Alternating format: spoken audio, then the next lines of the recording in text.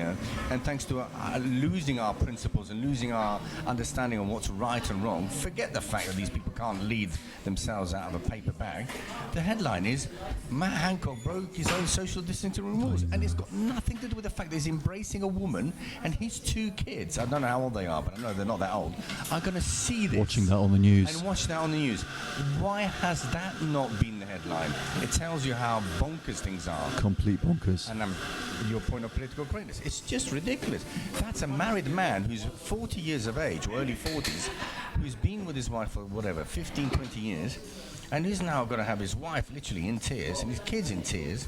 That should be more important than anything. The fact he broke his own social distancing rules, really? That's a headline? Bonkers. Indeed.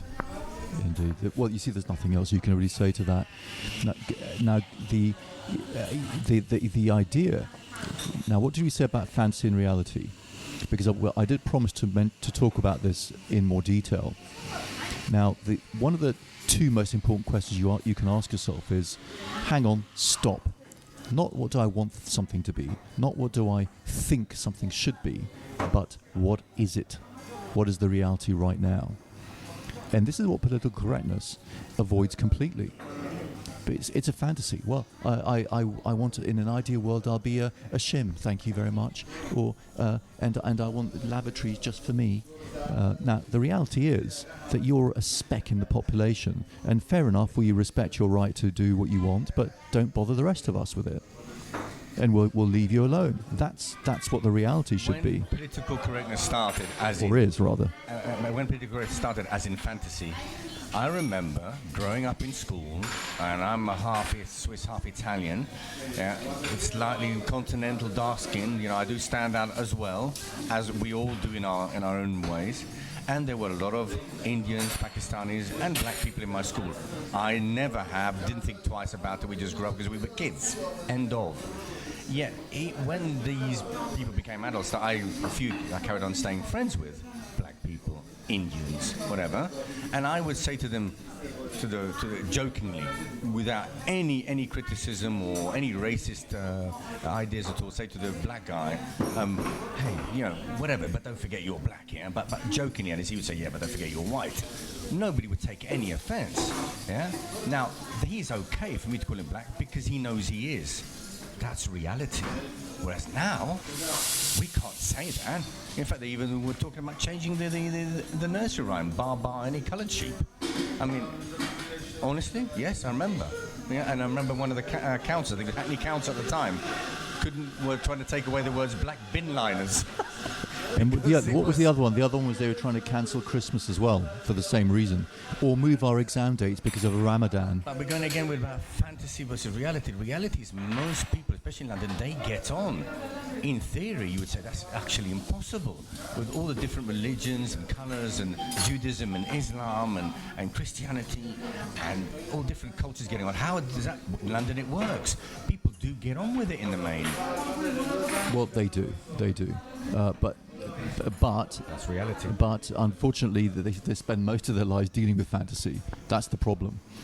Now, all you have to do is to look at every single member of our cabinet and ask what the reality is. Now, if someone looks at Boris Johnson and just asks what the reality is, if I may ask you, what is the reality that you see with Mr. Boris Johnson? Boris Johnson, I see somebody who I'm going to simplify. Whether I like him or not is irrelevant. I see someone who is there mainly because he's not necessarily politically correct because he's got a personality. He has charisma. He stands out for those reasons alone. The fact that he's inept, the fact that he can't come out with 10 words without bumbling and fumbling, the fact that he doesn't understand the words policy. Okay, but the trouble with that, thank you for that, is he's liked. And of course, being a democracy, he gets elected just because he's liked. But the reality is a bumbling, fumbling, incompetent person with complete lack of focus who can't commit to his... he can't even remember how many kids he has at one point, I think it was. And who who's been reported by Dominic Cummings to say he doesn't want really to be Prime Minister anymore and would rather go out and have fun and make money. Now, as I said to you before, one of my patients who got invited to Chequers, and with two previous Prime Ministers, Gordon Brown and Tony Blair, they also hated being Prime Minister, and one of them also wanted to go and make money and have fun. So this is basically the career option that being Prime Minister gives you. You put up with crap for a couple of years and go out and money and have fun. Let me give you another example of fantasy versus reality. I mentioned this to you a few minutes ago. If you were, God forbid, to switch off your mobile phone, your smartphone that's not that smart, ironically, switch it off, look out of your window, look out of the cafe window, watch the world go by, be in the moment, look at somebody in the eyes, walk on the street, walk on the pavement and cross somebody and be able to, which now happens, I think, in my opinion, I walk nearly every day. I go for an hour walk nearly every day. And I'm probably getting eye contact from 10% of the people that I come across. Most people will avoid it like the plague. Now, that it never used to be like that. It was maybe 50%, 60%, not the way it is now. So actually people are going more within themselves. People are actually more, so again, going back to social media, that is the dopamine, that is the outlet, that is the way of you feeling good about yourself or getting a little hit. But actually, that is not reality. Reality is you need to pay the mortgage. Reality is your kids need to have a good upbringing and go to school and have a good understanding of what life is about and have survival skills that they can get on with life themselves without being mollycoddled and being driven 2 miles up the road to go to school. And of course, their schooling has been destroyed. And that, in the last year, what was it? Something like 60% of kids have actually gone backwards, and the difference is much bigger between the social classes. Again, fantasy versus reality. There was a Tsar, a very, very well-known and respected career director of schools, who'd been a headmaster himself. He was brought in by the government, and he has a weird title. I think it was something like readdress. It was something to do with the lack of schooling for kids, and he had a swanky title that basically said he would be readdressing the shortfall of the last 15, 16 months. Now he turned around and said, we need X, Y, and Z. So he had a plan.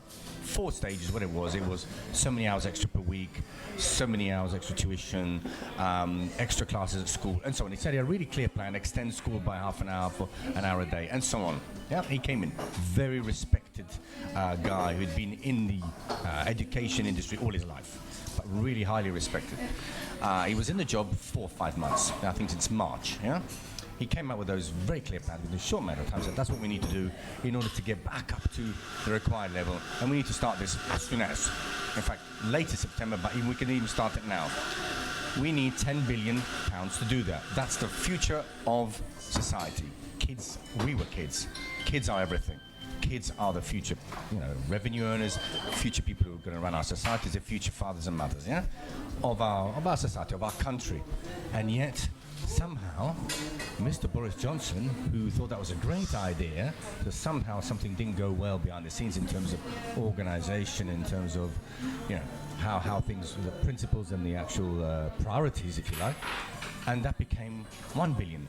So that was now knocked down to 90% was reduced. The Tsar, I forgot his name, said, excuse me, I've just given you a recommendation. You brought me in for this reason. This is what we need to do to get it up to a certain level. There's millions of school kids, not just a few thousand. This is going to take quite a lot of organising, quite a lot of money. Somebody's going to be virtual. They had a proper plan. And now that was suddenly shelved, probably because Richie Sunak or the HM Treasury said, I don't think so. But yet we're told this is a pledge, this is a manifesto pledge, this is so important, kids are everything. And yet that was shelved and somehow that's disappeared. He's resigned and said, I don't want any part of this. He's good. Fantasy, reality. He's good because he deals with the reality. It beggars belief. For instance, now the government are pulling out of supporting furlough gradually.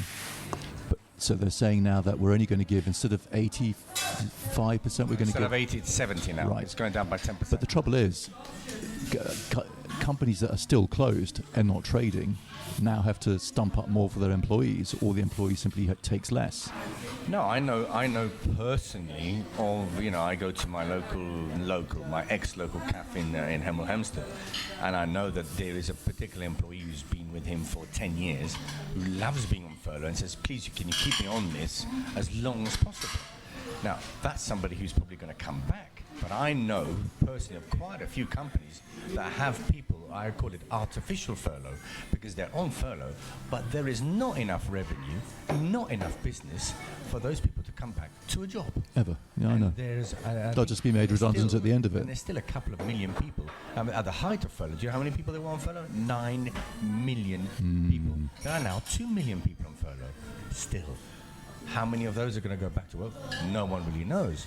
I know from my old experience in the hotel and catering sector, there's a lot of restaurants. The James Martin was interviewed with Chris Evans of Virginia. They're very good friends. And Chris Evans asked one question. He said, so you've opened your restaurants, you're allowed now because we've now been allowed to reopen our businesses, thank God, after all these months or a year. And he said, how are your restaurants doing? He's got a few restaurants. And James Martin said, 2 or 3 are still closed. He said, what are you talking about? You can open. What are you waiting for? I can't find staff.